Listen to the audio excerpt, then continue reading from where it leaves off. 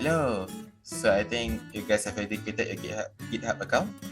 So now I'm going to teach you some of the basic Git commands in GitHub. The things that I taught you this morning. But now let me show you a live demo, okay?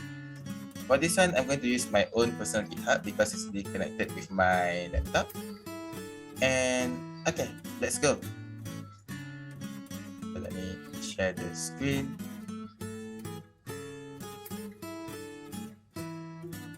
Okay.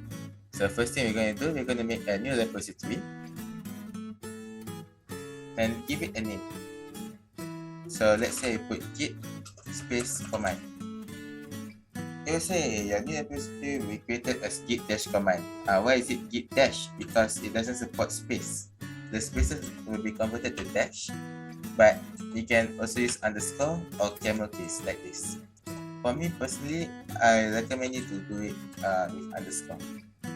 The discussion you can leave it empty, and then there's public and private. For public, it means that anyone can see your code, but you can choose who can commit, so you can avoid people sabotaging you. For private, only you can see, and other people that you invited as collaborators.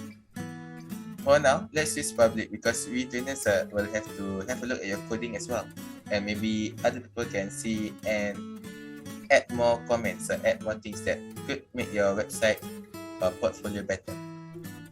Now, these three, read me, ignore, keep ignore, and choose a license, it's optional for now. We can skip this step.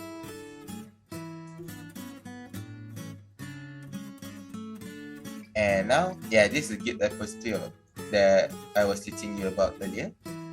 They also give you some of the commands to push to a new repository.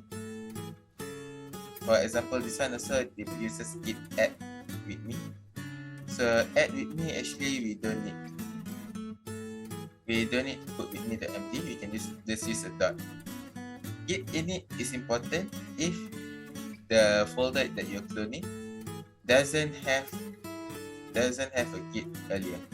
So I need to git init. Init means initialize. Then remote add origin and push the show origin main. Okay. So this one they're gonna push the main branch remote add origin if you just created the folder. Okay. So if we were to just clone like this, we don't need to init. We don't need to initialize because the git will already be there when we clone. Okay. Let's go to the VS Code.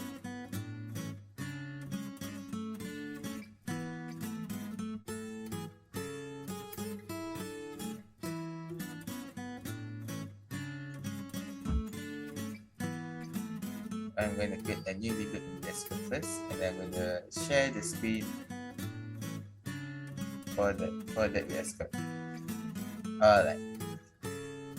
Okay, so over here, I'm going to go to terminal first. New terminal. And then as you can see down here, it gives a path. Where do you have to clone it? For me, I prefer to clone it at the desktop. And then git clone. CD means change directory. So this one is going to change the directory to the desktop, and then I'm going to clone the repository just now. See, it ends with .git. The edit exists. Oh, okay. So if the edit exists, let's make a new directory. Maybe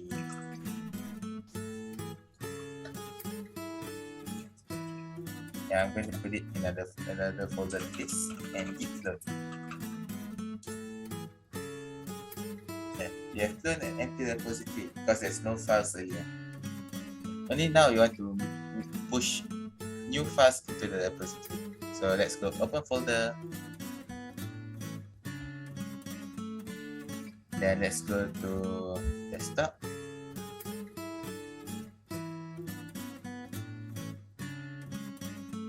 Okay, test git command. Okay. So now VS Code will be restarting, and then it'll start back. I trust the author because the author is me. Then let's make a new file. Let's call this index.html. So see, it's a master branch. Down here it say master.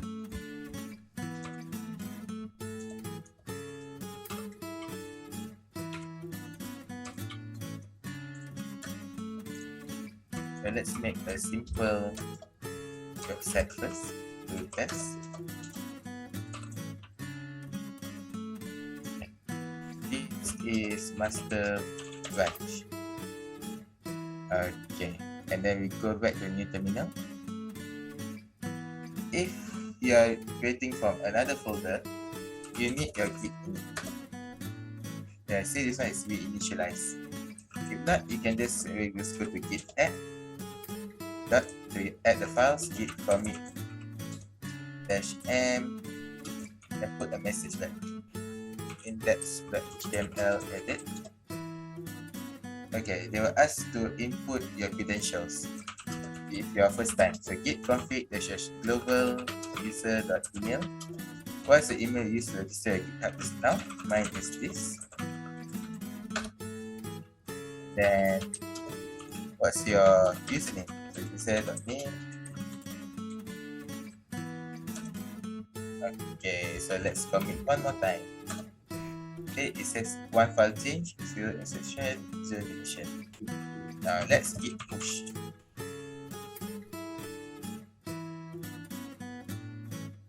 You see, it says writing that and new branch master.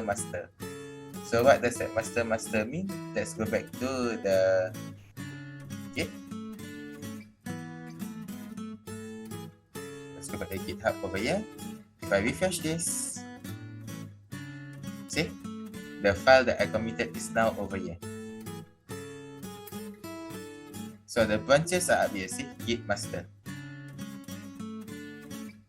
So now, let's create another branch and let's add some CSS, okay? So let's go back to the VS Code. Now in the terminal, what I'm going to do is I'm going to type git check git branch first, see what branch I am on. It will say I'm on master. Okay. How about git branch -a? How many branches are there?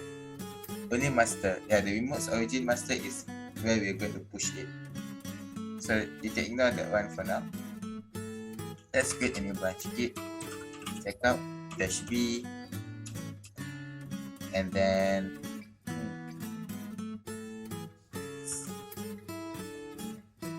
see, it will automatically change to a new branch called mysterious. And then this one we can put git branch. See, we're now on mysterious. Okay, let's say we delete this index.html and let's add a new file. Main.css. Okay, so CSS file.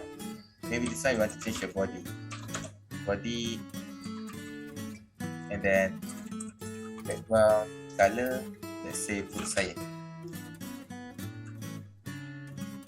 So now we're on the mysterious branch. You can git add dot git commit -m edit CSS file push. So now it says git push to set the upstream to mysterious. So we want to push to the mysterious branch. Okay, so let's push it here. Yeah. So actually each branch will be a different person usually. But for example, I'm going to use many branches as one person. So you will see me changing the upstream a bit more times lah. That's it. Remote branch from origin, this time you're pushing to origin master, now you're pushing to mysterious. So let's go back to the Google and let me share again. Okay, so now set for mysterious as recent pushes. So let's refresh. So This is the master branches now. Let's go to mysterious. See, mysterious has a different branch. Alright. Okay. Now I'm going to show a bit about pool. So let's say I share back the Discord. Alright. So now I git pool origin master. So I'm going to pull from the master branch. Okay, it says it's already up to date. Alright. Because we deleted the indexation help. Okay, and do this. Okay. Enter. M. Where I can put to pull over here. Git pull origin master. So it's pulling the master branch. Okay, it says it's already update. Maybe there was a conflict just now. Okay, never mind. Let's check out back to the main branch master. As I say, master there's no CSS file. It's deleted already. So yeah, when you check out earlier, when you check out a new branch, the new branch will have the same code as the branch that you first checked, that you were using when you check out the new branch. So that might be important when you want to check out a branch based on your senior. So this one I'm going to pull git pull origin mysterious. Hit pull, and tada, I will have the main.css. Why is the index.html deleted? Because over there I deleted the index.html file. So it's always important that you pull and then only later you commit and push, so that you will avoid conflicts like this. But usually pull and push we use them mostly on GitLab because it's a big project. For GitHub it's just normal, usually just 1%. But just in case you guys will be doing with coworker or your friends, so this is extra knowledge on how to use the branches. Okay, that is how to use some of the git commands, and I'll see you in the next part. Bye bye for now.